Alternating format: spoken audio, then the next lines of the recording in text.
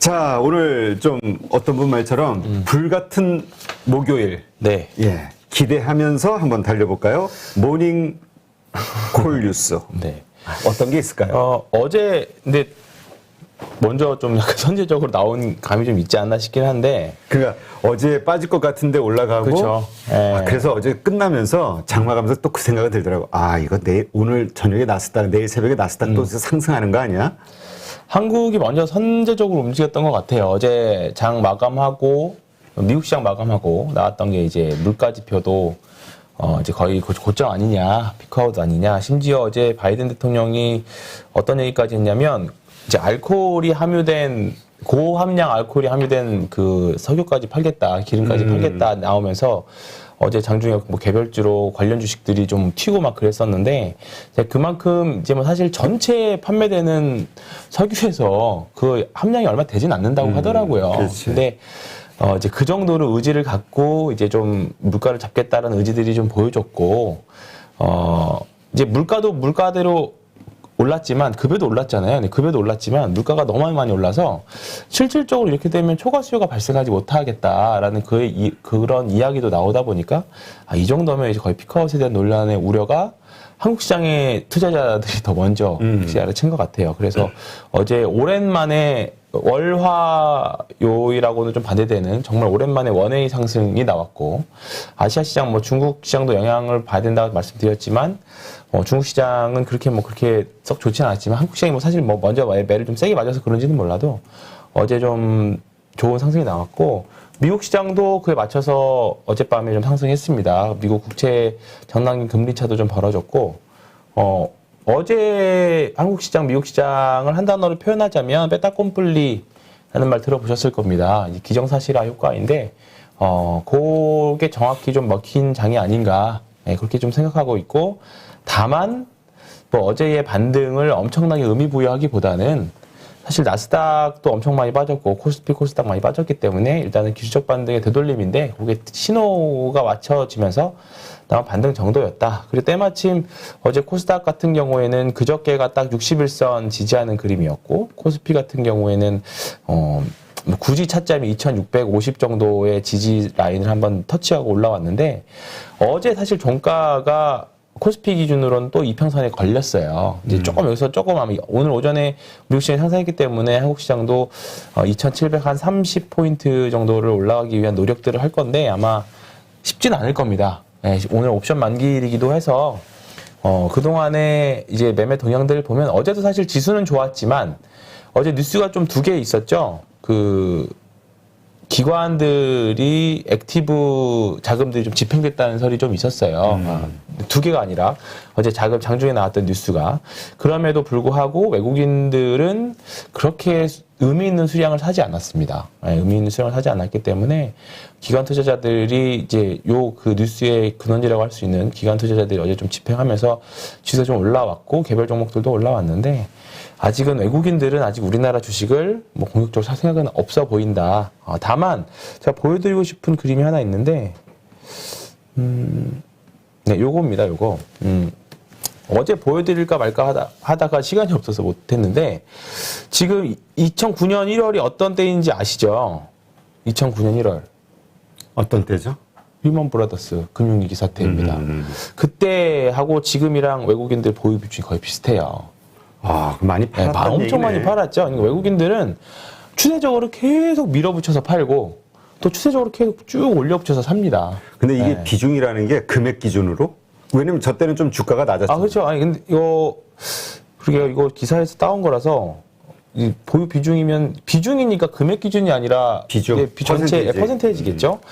그러니까 지금 팔 만큼 팔았다고 봅니다. 그리고 최근에 우리나라 코스피 전체적으로 봐도 뭐 계속 지금 올해만 봐볼까요? 올해만 봐도 지금 8조 넘게 팔았네요. 그리고 작년 이제 피크아웃 논란 우려가 있었던 작년 한 5월 정도부터 보면 25조 대 팔고 있어요.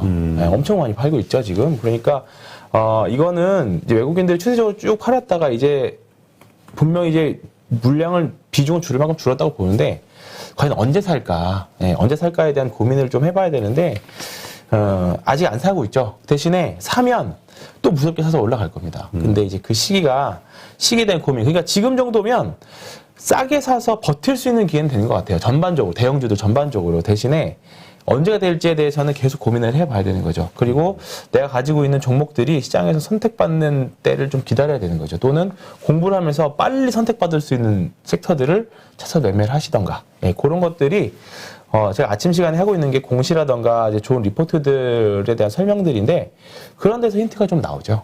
예. 그래서 오늘 첫 번째로 설명드릴 리포트가 어제 시간이 없어서 안 한 거. 그렇게 빨리빨리 했어야지.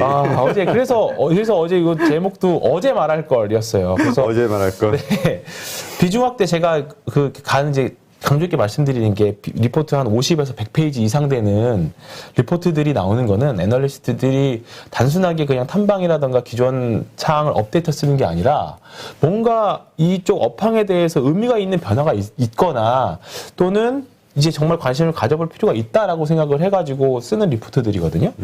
근데 최근에 이제 다올투자증권이라는 곳에서 큰 리포트가 나왔습니다. 이것도 100페이지짜리 리포트인데요. 이제 요거 이제 쪼개져서 갖고 있는 건데, 저 말고도 많은 분들이 조선주 말씀하셨을 거예요. 근데 조선주인데 백목을 넘어나는 이제 리포트입니다. 그래서 수주 줄고 실력 별로인다? 아니다. 아직 충분히 수주들은 들고 계속 있고, 그 다음에 앞으로 기존에 받았었던 것들 수주도 수주지만 최근에 나오는 수주들 보면 이제 신조선가들, 이제 새롭게 만들어진 조선의 가격들이 굉장히 올라가져 있는데 그 수주들 될 게 아직도 여전히 지금 2023년 물량은 거의 다 찼거든요.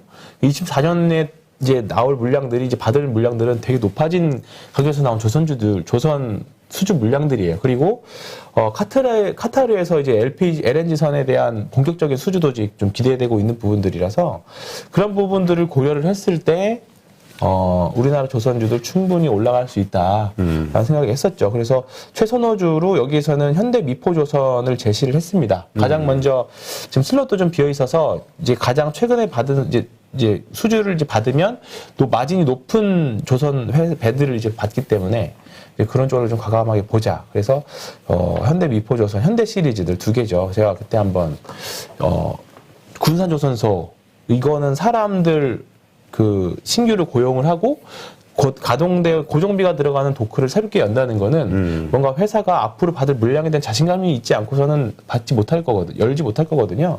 그런 부분들의 힌트인데 그런 부분들의 힌트가 어제 드디어 제가 말씀드리고 싶은 게 이런 거예요. 그러니까 좋은 주식 사서 기다리면 시장의 선택을 받을 수 있다라는 게 이런 부분들입니다. 그래서 어제 현대중공업은 이제 분할하고 나서지만 요만큼이나 지금 신고가를 달리는 데까지 올라왔고요. 현대미포 조선주들 참 막 바닥 헤매가지고 막 울던 소리가 맞습니다. 엊그제 같은데 이제 올라왔네. 진짜 많이 올라. 10년은 사실 쉬었거든요. 근데 사실 조선주 수주들이 들어왔던 거는 2019년 정도부터였을 거예요. 2019년부터 수주는 계속 들어오는데 진짜 이거 수주 맞아? 돈 되는 수주 맞아? 그거에 대한 의심을 거의 2년을 보냈어요. 사실 그리고 조선주 애널리스트 분들이 작년에는 이제 진짜 조선 된다 했는데도 안 오르다가 이번에 사실 상반 1분기에 전쟁이 터지면서 그러면 유럽에서의 에너지 정책 변화하고 LNG에 대한 관심이 부풀어져 올라오면서 그러면 조선주들에 대한 시각을 다르게 봐야 될 것도 플러스 요인이 됐죠. 네, 그러면서 조선주들이 많이 올라왔고 그다음에 현대미포조선도 어제 대부분의 주식들이 다 좋았지만 조선주들이 어제의 대장 역할을 한 섹터 중에 하나입니다. 그래서 미포조선도 제가 개인적으로 미포조선하고 현대중공업을 계속 좋아하고 있었는데 이제 근거는 이런 거래량들이죠. 이제 제가 항상 말씀드리는 매집한 거래량들이 계속 누군가가 사들이는 거래량들이 있었고 시간만 계속 가고 에너지 응축하는 구간이었던 거죠. 근데 여기서 모멘텀만 나오면 팡 서질 수 있다. 근데 리포트들을 보아하니 좀 충분히 더 갈 수 있는 여지는 충분히 있어서 사놓고 기다리면 최소한 분할 매수해서 사놓고 기다리면 충분히 해볼 만한 섹터였는데 어제 긍정적 효과가 나왔고 그리고 삼성중공업이 가장 아직 사실 실적 개선이 느린 가장 이제 3대 조선사 중에 가장 느리거든요. 올해까지도 여전히 적자를 예상하고 있고 근데 그 개선 폭에 대한 기대감들이 나오다 보니까 오히려 이제 적자에서 흑자로 돌아설 때 턴어라운드 할 때 세게 올라올 수 있는 이제 조선주는 유상증자 끝났죠? 네, 삼성전자. 끝났죠. 네, 끝났죠. 얘네는 그 뭐야 드릴십 그거 가지고 있는 거 재고 어떻게 2대인가? 그거 올해 1분기에 그 1분기 실적이 아직은 안 나왔는데 그 부분들은 이제 대부분 다 반영됐습니다. 빅베스를 지금 하려고 하고 있고 뭐 업계 관계자들 이야기 친구들 들어보면 뭐 다 알고 있는 내용이기도 하고 리포트에도 다 대부분 언급돼 있어요. 그래서 올해 1분기 실적을 좀 보면 삼성전자 1분기 예상 실적을 보면 여전히 적자예요. 여기 보시면 네, 빨간색. 다 빨간색이죠. 네. 그 연간 추정치를 보면 내년이나 돼야 흑자 전환하는 거거든요. 삼성중공업. 근데 이제 그에 반해서 현대미포조선은 이제 올해부터 좋아집니다. 네, 그래서 사실 마음 편하게 살 수 있는 건 현대미포조선이나 현대중공업들이었는데 이제 삼성중공업도 좀 가능성은 뭔가 포텐셜을 가지고 있다라고 생각을 하고요. 이거와 연동지어서 말씀을 드릴 리포트가 어제 나온 것 중에서 이것도 어제 못한 건데 퀀트 리포트인데요. 이제 한국 주식시장은 결국은 이제 실적이나 수출 결국 따라가는데 제가 항상 중요하게 생각하는 게 한국 주식시장은 이 YOY 증가율이 굉장히 중요하다고 생각을 하거든요. 그러니까 전년 동기 대비 성장률. 그러니까 작년에 5월달 우리나라 전체적으로 작년 여름을 지나서부터 시장 전체가 좀 쉬어갔던 이유가 20년의 성장이 너무 21년에 대한 성장이 너무 좋았고 22년 성장치가 이제 상승폭이 둔화된다는 벌기는 벌지 성장은 하지만 상승률이 둔화되는 거에 대한 논리였거든요. 근데 이거에 대한 반박하셨던 분들이 올해도 많이 버는 건 마찬가지인데 성장률이 둔화됐다고 빠지느냐라는 의문이었는데 사실 주가는 뭐 그만큼 고전을 했잖아요. 근데 이제 그래서 지수는 계속 이제 상부간 조정을 했었고 그 이후에 이제 YOY로 종목별로는 분명히 올라가는 애들은 YOY로 좋아지는 섹터들이나 종목들은 분명히 좋아지는 흐름들을 좀 보였죠. 근데 보시면 올해 1분기 영업이익은 60조 원 정도. 그러니까 전년 동기 대비 약 6% 이것도 그나마 눈높이가 높아져서 그런 겁니다. 네. 작년 1분기부터 분기 영업이익 증가율이 직접적으로 둔화되고 있다. 이렇게 나와 있고요. 그러니까 이 부분이 해소가 돼야 1분기 실적 발표 시즌이 끝나야 코스피 전체적으로 이렇게 최대한으로 줄여놨던 외국인들의 비중이 조금 올라갈 수 있는 이 정도면 이제 바닥 확인했다. 그럼 1분기 실적이 발표가 하고 나면 2분기 때부터는 좀 좋아질 거다라는 컨센서스를 좀 더 확인을 하면 그때부터 공격적으로 살 수 있겠죠. 그래야 삼성전자도 사고 하이닉스도 사고 대형주도 살 테니까 이 부분이 아직은 전체 지수 대형주로는 그렇기 때문에 지수 관련 종목들보다는 어제 삼성전자가 뭐 좀 꽤 오르긴 했습니다만 사실 보유자분들 입장에서는 아직 7만 원도 올라오지 못했잖아요. 네. 그러니까 이게 우리가 오늘 그 새벽 나스닥의 흐름을 보면 지금 나스닥도 급 반등한 이유가 그걸로 많이 분석을 하더라고요. 뭐냐면 저가 매수세에 대한 기대, 그러니까 저가 매수세. 네. 그리고 그 저가 매수하려는 이유는 결국은 실적 기대감. 이제 실적 시즌이 다가오니까 오히려 실적이 좀 좋아질 거 아니야, 예상보다. 그렇죠. 이거에 대한 맞습니다. 기대감으로. 항상 그래요. 네. 근데 이제 문제는 네. 그 기술주 중심의 네. 저가 매수세. 네. 그러니까 뭐 사실 어제 기술주들 많이 오르긴 했습니다만 그동안 빠진 거에 비하면 사실 뭐 별거 아닌 정도의 상승이 기분 좀 심리적으로 좋아지긴 했어도 아직 갈 길이 멀죠. 그래서 여기서 제가 같이 앞에 말씀드렸던 조선주 리포트하고 연동돼서 말씀드렸던 게 1분기 때 전쟁 리스크와 비교로 전쟁 리스크하고 이제 유가 상승을 동반해서 올라왔던 게 S-오일이잖아요. 그렇죠. S-오일이 지금 꽤 많은 좋은 흐름을 보여주고 있습니다. 그리고 우리가 잊고 있었던 GS도 칼텍스 있잖아요. GS도 지금 바닥에서 1, 2, 3월달 흐름이 좋았었고, 그 다음에 현대 오일뱅크, 이제 좀 분할해서 복잡해졌는데, HD 현대라는 게 있습니다. 여기는 현대 오일뱅크를 가지고 있는 지주사거든요. 그러니까 현대 오일뱅크가 영업이익률이 굉장히 좋아요. 근데 최근에 S-오일이 상대적으로 강했던 이유가 뭐냐면, 경유 가격이 굉장히 많이 올라왔어요. 예전에 경유랑 휘발유랑 좀 갭 차이가 있었잖아요. 근데 최근에 1분기에는 경유가 엄청나게 많이 올라와가지고 이거 다 사실 마진이거든요. 그러니까 지금 S-오일 뭐 임원분들은 지금 인센티브 받을 생각에 표정 관리하고 있다. 뭐 그런 내용까지도 그냥 얼추 그냥 뒤에서 좀 들었는데 아마 이 부분에 대한 실적에 대한 주가는 올랐는데 그럼 왜 올랐을까? 근데 제가 말씀드렸던 부분일 건데 이건 과연 수치로도 확인을 할 수 있었을까? 보면 이걸 보면 1분기에 좋았던 1분기 좋았던 섹터 중에 하나가 S-오일입니다. 여기 보시면 1분기 변화율이 이만큼 77% 이렇게 나옵니다. 이런 정도 나오고 있죠. 근데 지금 아직 좀 그나마 덜 올랐던 게 여기 보시면 삼성중공업 보시면 변화율 2분기 변화율 보면 646%. 예, 그러니까 왜냐면 1분기에 이제 큰 거 떨어내고 2분기면 이제 강력하게 좀 뭔가 개선이 될 수 있는 것들에 대한 기대감들이 많이 강력되어 있어서 반영이 돼 있다고 보는 거죠. 그래서 사실 나머지 이런 것들을 보시면 이게 실적으로 뭐 삼성 SDS 같은 경우에도 7.1% 오르고 6.9% 오르기 때문에 사실 실적으로는 엄청난 개선세를 기대하기 어려워요. 지금 HD 현대 같은 경우에도 이제 그 오일뱅크 이런 이슈들 때문에 올라왔고, 그 중에서 지금 눈에 띄는 게 지금 삼성중공업 이런 거죠. 그래서 사실 저는 S-오일 같은 경우에는 지금 많이 올라왔는데 조심을 해야 될 게 오히려 1분기 실적 발표를 하면 이제 어느 정도 많이 반영됐다라고 해서 차익 실현 물량이 좀 나올 수가 있고, 삼성중공업 같은 경우에는 지금 이제 실적에 대한 기대감들이 슬슬 올라오기 시작하거든요. 근데 지금 1분기 실적을 까보면 적자라고 생각을 해서 못 살 수도 있어요. 근데 제 기준으로는 이런 대량 거래들이 이제 어제 같은 경우에 그랬으면 1분기 실적 두려웠으면 이런 거래량 분명히 안 나왔을 겁니다. 그렇죠. 상대적으로 약했겠죠.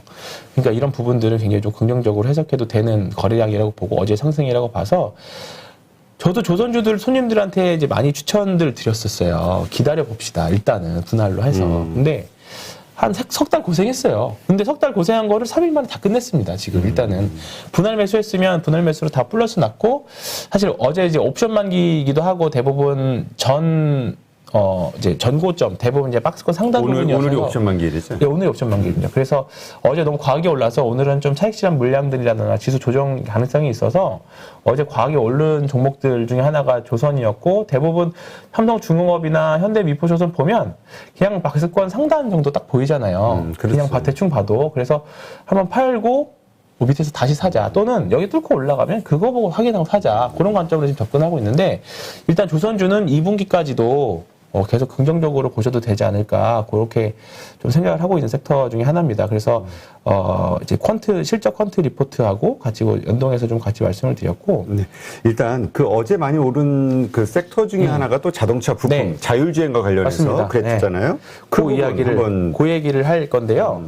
그 자동차 부품을 두 가지를 나눠서 봐야 된다고 말씀드렸습니다. 일단은 자동차 섹터를 볼 때 일단은 완성차 업체 위주로 먼저 보자. 그리고 왜냐하면 원자재 가격이나 물류 비용들을 부품주들이 아직은 완성차 업체들이나 아니면 그거를 이제 판가에 녹여서 이제 그 이전 전이를 못 시키고 있다. 이거를 전이를 못 시키면 인플레를 그대로 다 떠받아야 되기 때문에 부품주들은 좋지 못하다. 대표적으로 현대모비스 같은 경우에도 현대모비스를 보면 현대모비스 그렇죠, 이런 분들 짜증날 거예요. 네, 이렇습니다. 그래서 근데 대표적인 부품주 중에 만도라고 있습니다. 네. 아시죠? 근데 만도는 좀 흐름이 달라요.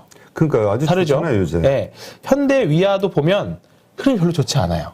다 같은 부품주인데. 근데 만도는 흐름이 다릅니다. 근데 제가 한번 소개시켜드렸던 자율주행의 기준점으로 될 만한 주식, 그 LG 이노텍, 그 카메라에서 LG 이노텍하고 약간 비슷한 느낌의 주식을 봐야 되는 게 현대 오토웨버로 말씀드렸습니다. 현대 차 그룹에서 그 소프트웨어 커넥티드 카 이제 핵심 계열사로 성장을 시키겠다라고 했던 2030년까지 현대차 역량을 집중하겠다라고 했던 회사가 현대 오토웨버인데, 현대 오토웨버는 소프트웨어 회사인지 몰라도 일단 흐름이 완전히 다르죠. 다른 계열사 대비해서.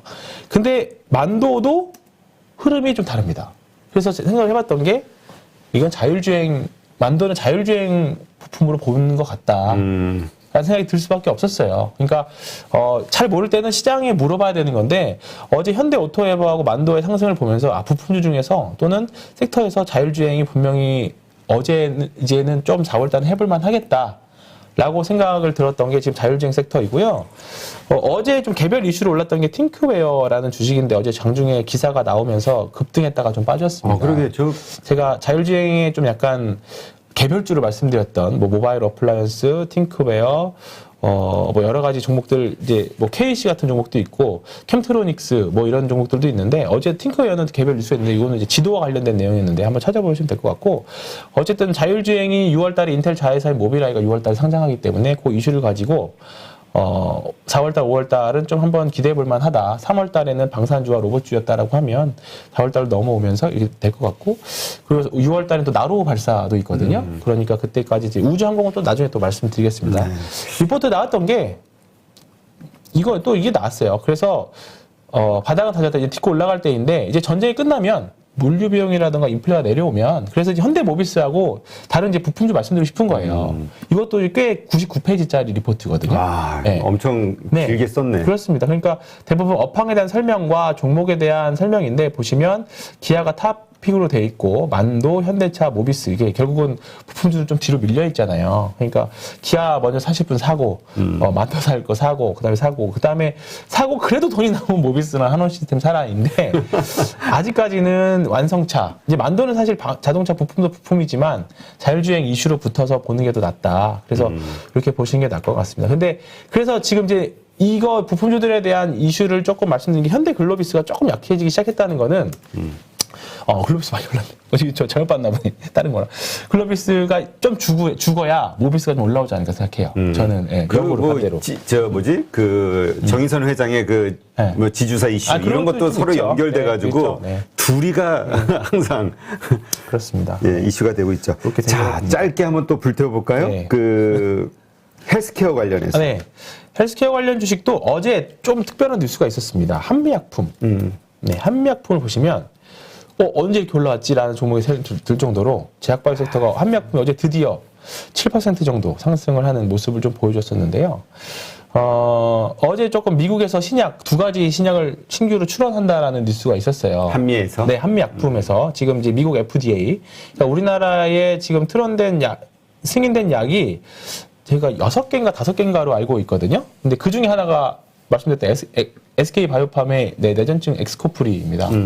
그만큼 이제 SK바이오팜 계속 관심 갖고 있는데, 어제 SK바이오팜도 좀 셌죠. 근데 어제 보면 이제 미국도 최근에 보면 흐름이 계속 좋은 흐름이 좀 나오고 있거든요.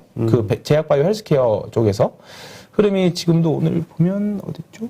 알겠다. 네. 제약인데 이것도 대신증권 리포트인데요. 일단 전년대비 양호한 실적 기대하고 있고, 제약바이오에 대한 업종 웨이트, 오버웨이트 유지하고 있습니다. 이것도 50쪽짜리 리포트입니다. 그래서 우리가 근데 이렇게 산업 리포트가 길게 나온 거에 집중해야 된다. 그렇죠. 그런 얘기 했었죠. 네. 그래서 계속 대신증권 리포트도, 요거 조선주 리포트도 거의 100쪽 가까운 리포트고요. 이거 자동차 부품 관련도도 100쪽 가까운 리포트고, 대신증권에 오늘 분들이 다 열심히 일을 하시네요. 그래서 이것도 제약바이오도 지금 일단은 거의 50쪽이 넘는 리포트인데, 이제 한미약품, 삼성바이오로직스, 그다음에 유한양행들을 이제 최선호주로 말씀하시고 있는데, 이제 어쩔 수 없이 제약바이오 리포트 애널리스트 입장에서는 실적을 기반한 리포트를 쓸 수밖에 없어요. 그렇다 보니까 바이오는 사실 조금 숫자로 좀 가름하기 좀 어렵죠. 그리고 이제 좀 변동성도 크니까. 근데 어제 바이오 종목들 보면 또 등락이 굉장히 좀 셌거든요. 그래서 지금은 조금은 이제 이 리포트가 나왔으니까 이제 관심 가지고 보기는 하는데, 뭔가 우선순위에선 조금 밀려있는 건 마찬가지입니다. 근데 다만 어제 한미약품이 아주 좋은 뉴스를 가지고 좋은 추세를 전환할 수 있는 상승을 좀 보여줬습니다. 그래서 한미약품이나 삼성바이오로직스들을 보면서 좀 기준점 삼아서 보시면 좋을 것 같아요. 아직은 좀 삼성바이오로직스 보면 다른 대형주랑 비슷하죠. 아직 올라오려면 시간 좀 걸려요. 아직은 우리가 바이오주나 제약주가 큰 관심을 가질 건 아니고, 뭔가 변화의 조짐이 이런 데서 그렇죠. 시작되는 거니까 긍정적으로 이렇게 한번 관심을 가져볼 만한 타임으로. 그러다가 어제 조선주처럼 뭔가 신호를 팍 줬을 때, 뭔가 이제 그다음부터 매매 전략이나 아니면 투자 전략에 대한 생각들을 세워보시면 좋은 거죠. 네. 간단하게 지금 포인트 모바일 상황이 어떤지 좀 이야기해 줄래요? 바뀐 거는 없고요. 다음 주 화요일까지 이제 개선 신청서 내야 되고, 내일 말씀드리려고 그랬는데, 아마 이 신청서 어제 통화했는데 오늘 내일 정도 내오지 않을까 싶습니다. 그거 보고 대응하시면 내일 또 저 황윤 팀장 녹화 방송이 있어서 녹화하고 또 내보내드릴 거니까 그때 한번 자세하게 이야기 나누도록 하죠. 누구나 1시간 안에 200개 종목에서 좋은 종목을 고를 수 있는 그런 능력을 배양할 수 있도록 제가 도와드리려고 그렇게 하고 있습니다.